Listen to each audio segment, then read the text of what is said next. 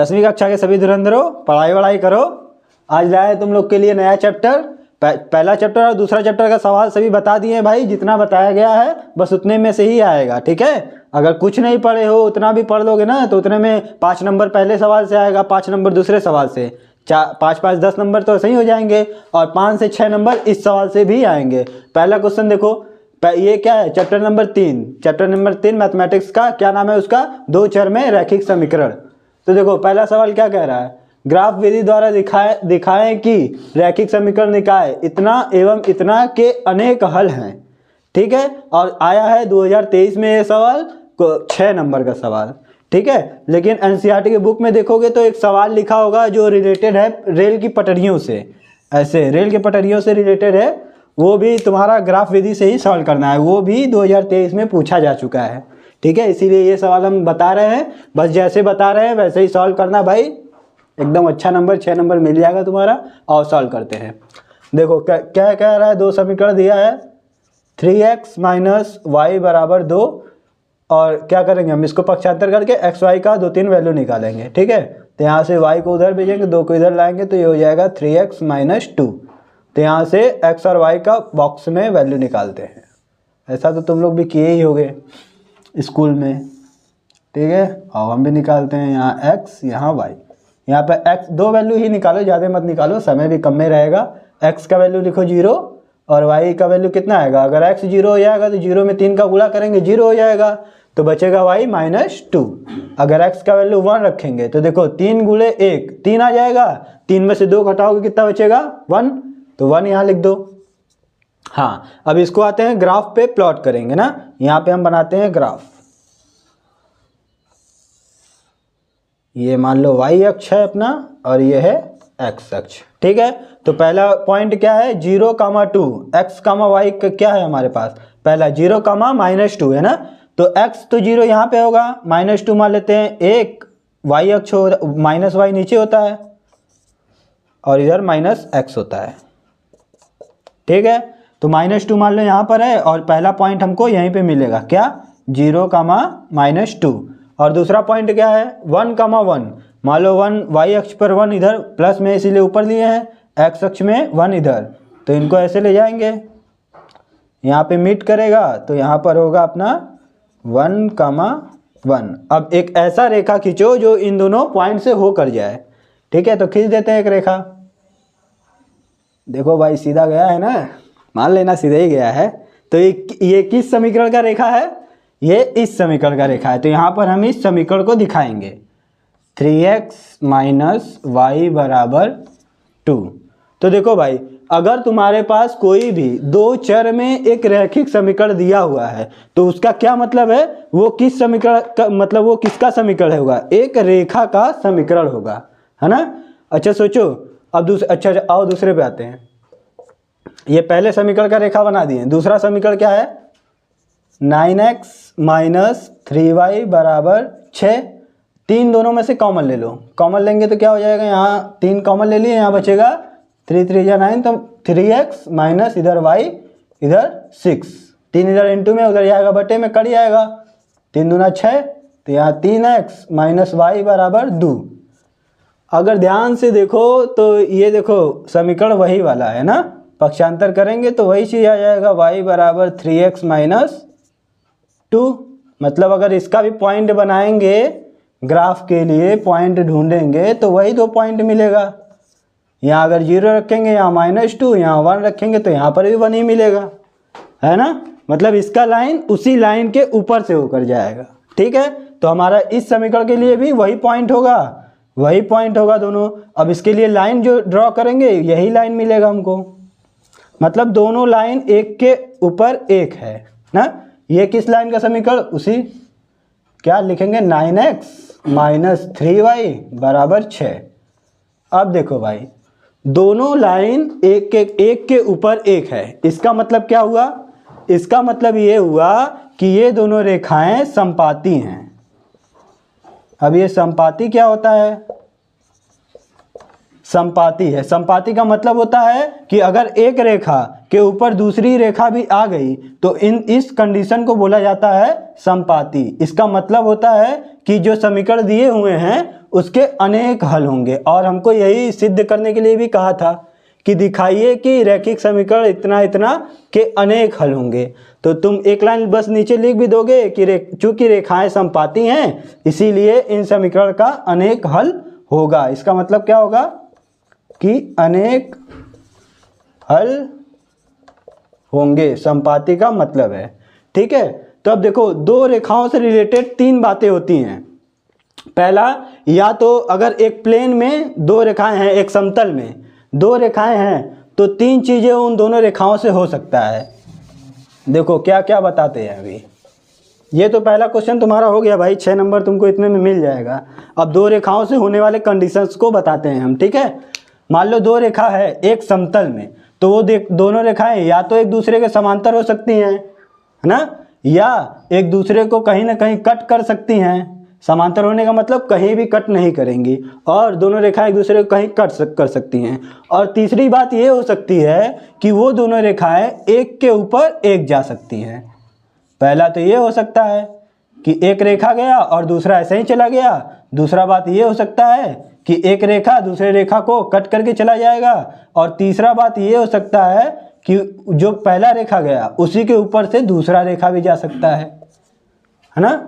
अब इन तीनों को मैथमेटिकली तरीके से बताने के लिए क्या किया गया, कुछ समीकरण दिए गए जिससे हम, जैसे कोई दो समीकरण दे दिया हमको, जैसे यहाँ पर दो समीकरण दिया हुआ है। अगर दो समीकरण देकर हमसे पूछा कि बताइए इस समीकरण के क्या हल होंगे, तो तुम कैसे बताओगे। जैसे कि तुम्हारा ये क्वेश्चन नंबर 3 है, क्वेश्चन नंबर 4 है, पूछ रहा है कि इस समीकरण और इस समीकरण के हलों की संख्या होगी, तो इसको कैसे बताओगे। देखो लिखा है अनंत है, कोई नहीं, केवल 1 2, तो कैसे बताओगे। तो इसको बताने के लिए अब हम तरीका बता देते हैं। कभी भी कोई क्वेश्चन इस तरीके से पूछेगा तो यही तरीका अप्लाई करना है जो बताने जा रहे हैं। ठीक है, अब देखो मान लो दो समीकरण में हमारे पास है एक a1x plus b1y plus c1 बराबर 0, जहाँ क्या होना चाहिए, जहाँ पर तुम्हारा a1 और b1 does not equal to 0 होना चाहिए। इसी तरीके से दूसरा समीकरण भी मान लेते हैं, क्या, a2x plus b2y plus c2 बराबर 0, जहाँ a2 कामा b2 0 नहीं होना चाहिए। ठीक है, क्यों नहीं होना चाहिए, अगर a2 0 हो जाएगा तो एक चर में रैखिक समीकरण बन जाएगा, b2 0 हो जाएगा तब भी एक चर में रैखिक समीकरण हो जाएगा, जबकि हमको दो चर में रैखिक समीकरण चाहिए। चलो अब इससे रिलेटेड देखो, अगर दो रेखाएं एक दूसरे को प्रतिच्छेद करेंगी तो क्या कंडीशन होगा।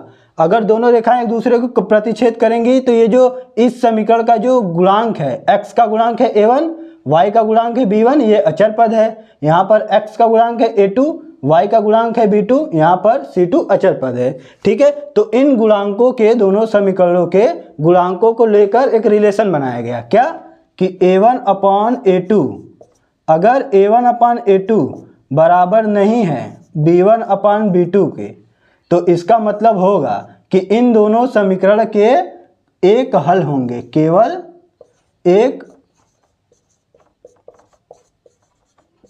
एक हल होंगे। और इसका क्या मतलब हुआ, ये वाला कंडीशन फॉलो करेगा, मतलब ये दोनों रेखाओं का समीकरण जो है प्रतिच्छेदी रेखाएं हैं। ये जिन रेखाओं का समीकरण ये है वो क्या होंगे, प्रतिच्छेदी होंगे। ठीक है, ये दोनों बात भाई, जिसको ऐसे भी क्वेश्चन में पूछ देता है कि ऐसे दो समीकरण देगा, पूछेगा इसका अद्वितीय हल है, तो अद्वितीय का मतलब भी यही होगा, केवल एक हल लिखा हो या फिर अद्वितीय लिखा हो।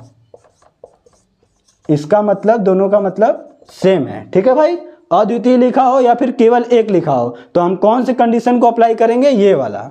दिमाग में ये कंडीशन चलना चाहिए कि अच्छा हाँ, हम देख लें उनके जो गुणांक है उनका रेशियो बराबर नहीं होना चाहिए दूसरे के रेशियो से, तब उसका केवल एक हल मिलेगा। अब दूसरा बात क्या हो सकता है, ये तो हम प्रतिच्छेदी के लिए बता दिए। अब दूसरा हम बताने जा रहे हैं समांतर के लिए।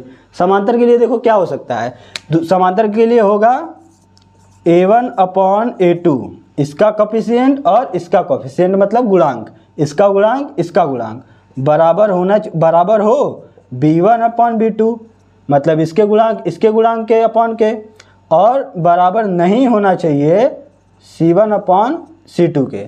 अगर ये वाला कंडीशन तुमको मिल गया क्वेश्चन सॉल्व करते वक्त, ये कंडीशन मिला, तो इसका मतलब हो जाएगा कि रेखाएं समांतर हैं। इसका क्या मतलब होगा, इस वाले कंडीशन में रेखाएं प्रतिच्छेदी थी और इस वाले कंडीशन में हो जाएगा रेखाएं समांतर हैं। तो इस कंडीशन में हमारे हल कितने होंगे, तो इस कंडीशन में हम बोलेंगे कि इन दोनों समीकरण के कोई हल नहीं होंगे। इस कंडीशन में कोई हल नहीं होगा। ठीक है, ये था दूसरा बात, इसके लिए बता दिए और इसके लिए बता दिए। अब बताएंगे जब रेखाएं समपाती होंगी तब क्या होगा। ठीक है भाई, आओ अब तीसरे वाली बात पे आते हैं। तीसरा बात क्या होगा, अगर हमारे समीकरण का जो गुणांक है, यहाँ पे देखो डज नॉट इक्वल टू, यहाँ पर एक जगह, अब तीनों में क्या हो जाएगा, तीनों का गुणांक a1/a2 बराबर हो गया b1/b2 और बराबर हो गया c1/c2 के। तो इस कंडीशन में क्या होगा, रेखाएं समपाती होंगी। वो जो दोनों रेखाएं का समीकरण दिया गया है ना, वो दोनों रेखाएं क्या हो जाएंगी, समपाती हैं। इसका मतलब अगर ऐसा आ गया तो इसका मतलब कि रेखाएं समपाती होंगी। अब इस कंडीशन में समीकरण के हल कितने होंगे, तो हम बोलेंगे कि अनेक हल होंगे। अनेक हल होंगे, अनेक बोलो या अनंत बोलो, अनंत हल होंगे, दोनों सेम बात है। ठीक है, तो देखो भाई, दो रेखाओं से रिलेटेड ये तीन बातें होती हैं और हर साल इन तीनों बातों पे सवाल पूछता है। 100% इस साल भी सवाल पूछेगा ही पूछेगा। ठीक है, बस उसके पूछने का तरीका अलग हो सकता है, लेकिन इस कंसेप्ट पे क्वेश्चन आना तय है। ठीक है, तब आओ अपना अगला सवाल सॉल्व करते हैं। पहला सवाल तो 6 नंबर का मिल ही चुका है तुम लोग को। और एक बात बता दे पहले सवाल से रिलेटेड कि देखो भाई, पहला सवाल हम इसलिए बताए थे ताकि तुमको ये सब कंसेप्ट बता दें, और कहीं पर भी ये जो ग्राफीय विधि है होगा या ज्यामिति विधि होगा, इससे रिलेटेड सवाल तुम लोग के पेपर में नहीं आएगा इस बार। ठीक है, तो आते हैं नेक्स्ट सवाल पर। दूसरा सवाल क्या कह रहा है, एक समीकरण युग्म x + y = 10 x - y = 4 का हल है। अच्छा, इन दोनों समीकरण को सॉल्व करना है और उसका सॉल्यूशन बताना है। हाँ, समीकरण को सॉल्व करने का भी 3 तरीका होता है भाई, एक विलोपन विधि, एक प्रतिस्थापन विधि और तीसरा वज्र गुणनखंड विधि। और तीसरा वाला विधि आएगा नहीं तुम लोग के पेपर में, पहला और दूसरा विधि से ही सवाल आएंगे।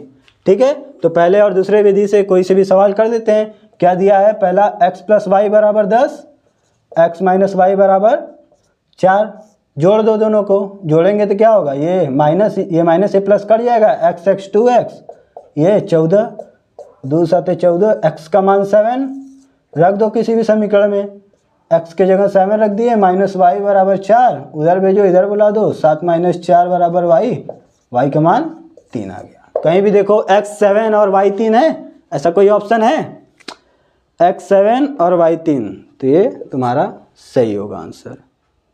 अरे ऐसा 2 ऑप्शन है भाई, x 7 y 3, हो सकता है लिखने में मिस्टेक हो गया होगा, यहाँ हो सकता है कोई माइनस रहा होगा। ठीक है, लेकिन आंसर हमारा सही होगा ये x 7 और y 3। ठीक है, आते हैं नेक्स्ट सवाल पर। युगपत समीकरण x + 2y = 70 और 2x + λy = 35 का कोई हल नहीं है। क्या बोला है, देखो यहाँ पर कोई हल नहीं है। बताओ इसके लिए कौन सा कंडीशन अप्लाई करेंगे, अभी इसीलिए हम पहले ही बता दिए हैं ताकि क्वेश्चन सॉल्व करते वक्त हमको ज़्यादा बताना ना पड़े और तुरंत लगा लो। अब कोई हल नहीं होने के लिए रेखाएं कैसी होनी चाहिए, समांतर होनी चाहिए, है ना। और समांतर होने वाली रेखाओं का कंडीशन क्या है कि a1/a2 बराबर होता है b1/b2 के, लेकिन डज नॉट इक्वल टू होता है c1/c2 के। तो हमारे पास क्वेश्चन क्या दिया है, x का गुणांक, इस समीकरण के लिए x का गुणांक है 1, a1 मतलब 1 है, और इसमें x का गुणांक 2 मतलब a2 2 है, और a1/a2 निकल गया। और b1/b2 निकाल के देखें, इस समीकरण के लिए y का गुणांक मतलब b1 कितना है 2 और b2 कहाँ है, इसमें देखेंगे लैम्डा, और कंडीशन यही अप्लाई करेंगे, a1/a2 बराबर b1/b2 ले लेते हैं, देखते हैं मतलब 1/2 बराबर होना चाहिए 2/λ के। ठीक है, तो लैम्डा को इधर भेज दो, 2 को उधर भेज दो, तो इधर लैम्डा उधर हो जाएगा 2 × 2, 2 दूना 4, कहीं भी 4 ऑप्शन दिख रहा हो तो टिक मार देना भाई, यहाँ पर है, मतलब 1 नंबर मिल गया। आते हैं नेक्स्ट सवाल पर। तो देखो भाई, रैखिक समीकरण के एक युग्म x माइनस वाई बराबर 8, 3x माइनस 3y बराबर 16 के हलों की संख्या होगी। देखो भाई एकदम कह रहे हैं ना, हर साल ये सब 2024 के क्वेश्चन हम बता रहे हैं, ठीक है। तो देखो बताओ इस समीकरण के हलों की संख्या हम कैसे पता करेंगे, इसीलिए सब पहले ही बता दिया गया। वही तरीका लगाएंगे, a1/a2 निकालेंगे, b1/b2 निकालेंगे, c1/c2, फिर देखेंगे कौन कौन बराबर हो रहा है। तो a1/a2 निकालते हैं। a1 कितना है यहाँ पर 1 और a2 है 3, मतलब 1/3 आ जाएगा। b1/b2 निकालते हैं। b1 यहाँ पे कितना है -1, देखो ये माइनस में है, ये नहीं कि केवल 1 ले ले, 1 ले लोगे तो गलत हो जाएगा, माइनस है इसीलिए -1। b2 कितना है, यहाँ पर भी माइनस है तो -3, ठीक है। माइनस से माइनस कटेगा, बचेगा 1/3। अब आओ c1/c2 देखते हैं। c1/c2 कितना हो जाएगा, c1 है 8, c2 है 16, तो काटो इसे, आ जाएगा 1/2। अब देखते हैं क्या कंडीशन हो रहा है, 1/3, 1/3, ये दोनों तो बराबर है, लेकिन ये तीसरा वाला उसके बराबर नहीं है, मतलब a1/a2 बराबर है b1/b2 के, ये बराबर नहीं है c1/c2 के। अब बताओ ये कौन से कंडीशन वाला है, जब दो रेखाएं समांतर होती हैं तब ये कंडीशन आता है, मतलब इसका कोई हल नहीं होगा, कोई हल नहीं होगा। ऐसा कोई ऑप्शन है, अनंत, कोई नहीं, केवल 1, 2, मतलब जहां कोई नहीं है वो वाला ऑप्शन सही है, ठीक है भाई। तो आते हैं अपने नेक्स्ट सवाल पर, इससे पहले इस सबको मिटा दिया जाए सवाल पर। हाँ तो ये सवाल देखो भाई, क्वेश्चन नंबर 5 जो कि पूछा गया है 2 नंबर में सवाल 2024 में आया हुआ है, ठीक है। पहले ही सब बता देते हैं, पिछले साल का ही क्वेश्चन है, और करते हैं। कंसेप्ट तो सब बता ही दिए हैं, बस भाई सॉल्व करना है। देखो क्वेश्चन पूछ रहा है एक के का मान ज्ञात कीजिए, जिसके लिए ये दोनों समीकरण क्या है, एक अद्वितीय हल है। अद्वितीय हल के लिए बताया ना क्या होगा, a1/a2 बराबर नहीं होना चाहिए b1/b2 के, ठीक है। तो सॉल्व करते हैं। a1 क्या है अपना 2, a2 क्या है 3, बराबर नहीं होना चाहिए b1 क्या है k, और b2 क्या है -5। और इसको उधर भेज दो, बस k का मान निकल जाएगा। तो k does not equal to होना चाहिए -5 × 2/3 के, तो 5 दूना 10 बटे में 3। इसका मतलब क्या है भाई, देखो k बराबर नहीं होना चाहिए -10/3 के, ठीक है। इसके अलावा k का तुम कोई भी वैल्यू रखो, लेकिन -10/3 मत रखना, जिसके लिए क्या होना चाहिए, जिसके लिए होगा ये दोनों समीकरण के अद्वितीय हल होंगे, ठीक है। तो अपना आंसर यही होगा, इतना कर दोगे भाई 2 नंबर मिल जाएगा, ज़्यादा एक्सप्लेनेशन पूछेगा नहीं। आते हैं नेक्स्ट सवाल पर। क्वेश्चन नंबर 6 क्या कह रहा है, दी गई संख्याओं में अभाज्य संख्या होगी। अब देखो ये चैप्टर 3 का सवाल तो नहीं है, लेकिन कहीं से भी पूछ सकता है, क्योंकि ये बेसिक नॉलेज पर ही क्वेश्चन पूछ रहा है, जिसके बारे में तो सबको पता ही होना चाहिए। बताओ इसमें से अभाज्य संख्या कौन सा होगा। तो देखो अभाज्य संख्या भाई होता है वो संख्याएं जो खुद से कटे और 1 से कटे ना, मतलब मान लो 3 है तो खुद से कटे और 1 से कटे, तो उसको बोलते हैं अभाज्य संख्याएं। तो देखो पूरी अभाज्य संख्याएं में सबसे छोटी संख्या अभाज्य जो होती है वो 2 होती है, तो इसमें 2 जहां भी ऑप्शन हो उसे टिक मारो भाई, ठीक है। आते हैं नेक्स्ट सवाल पर। P के किस मान के लिए समीकरण इतना और इतना संपाती रेखाएं हैं। संपाती रेखाएं के लिए कंडीशन अपना है a1/a2 बराबर b1/b2 बराबर c1/c2। इस पर रखो और P का मान निकालो। तो देखो a1 है अपना 3, मिटा देते हैं। a1 है अपना 3 बटे में a2 होना चाहिए, तो a2 6 दिया है, और b1 है अपना -1 और b2 कितना है -6। अभी भी P नहीं आया तो इसको भी लेना पड़ेगा। ये अच्छा हाँ ये बात ध्यान देना भाई, देख लो लॉजिक क्या लगाया है। इसको देखो इस तरफ रखा है +8 में, लेकिन यहाँ पर देखो 16 को कहाँ किया है, उस तरफ भेजा है +6 में। तो क्या करोगे, सबसे पहले ये नहीं कि यहाँ पर +8 है तो यहाँ कर दें, और यहाँ पे 16 दिया है यहाँ पे 16 लिख दें, तब तो गया 1 नंबर। लेकिन P कहाँ है इसमें, अच्छी यद्य है, P यहाँ पर है -P, 6P पूरा आएगा -6P, तो y होना चाहिए। ये देख गजब मिस्टेक कर दिए यार यहाँ पर 6py होना चाहिए। क्वेश्चन में लग रहा है कुछ लोचा हो गया होगा, चलो आओ देखते हैं फिर भी क्या आंसर आता है। ठीक है, तो यहाँ पे -6py और हाँ ये हम बताने वाले थे कि देखो ये इस तरफ है तो इसको भी हम इधर ही भेजेंगे, तो ये समीकरण क्या हो जाएगा अपना 6x - 6py और ये इधर आ जाएगा तो -16 बराबर 0। अब दोनों हुआ ना एक तरह का समीकरण। ठीक है, तो इस तरीके से इस कंडीशन पे लगाएंगे ताकि संपाती रेखाएं हैं तो ये अपना कंडीशन फॉलो करेगा। तो अब इस पर किसी भी दो को पकड़ो और सॉल्व कर दो। अगर हम इन दोनों को लेकर चलेंगे तो देखते हैं क्या आंसर आएगा। माइनस से माइनस कट जाएगा, 6 × 3p मतलब वही 6p × 3 इधर आएगा और इधर 6 से 6 जाएगा, p का वैल्यू आएगा 1/3 जो कि ऑप्शन में ही नहीं है। मतलब क्वेश्चन में कुछ लोचा हो गया है भाई। ठीक है, इसको मतलब करेंगे, कॉन्सेप्ट तो अपना यही है। यहाँ पे अब 6p है कि केवल 6y या फिर केवल py है, हो सकता है ऐसा कुछ हो। ठीक है, तो आओ नेक्स्ट सवाल देखते हैं। देखो ये सवाल क्या कह रहा है, लेकिन यही कंसेप्ट है भाई, इसी पे रखकर अपना ऐसा अगर सवाल आया तो समझ ही रहे हो जैसे पहले बताए थे उसी तरीके से सब सॉल्व हो जाएगा।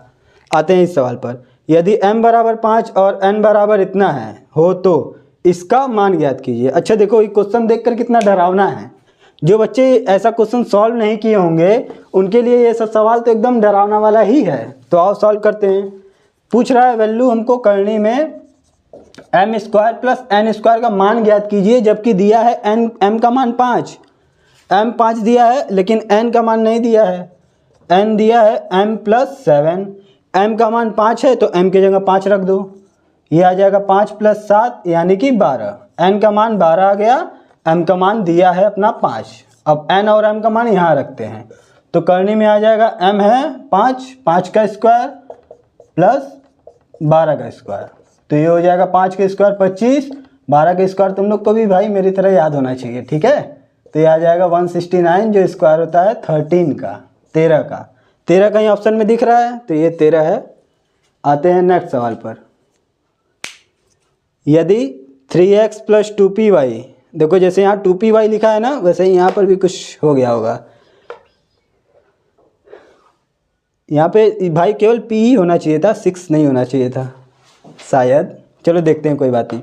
यदि 3x + 2py = 2 और 2x + 5y + 1 = 0 द्वारा निरूपित रेखाएं परस्पर समांतर हैं तो p का मान ज्ञात कीजिए। देखो रेखाएं कैसी हैं, बस भाई ये सब तो जो भी लिखा है वो सब पढ़ो, लेकिन बस लास्ट में ये बात देखना जरूर कि बात कहना क्या चाहता है। समांतर कह रहा है, संपाती कह रहा है या फिर अद्वितीय हल कह रहा है।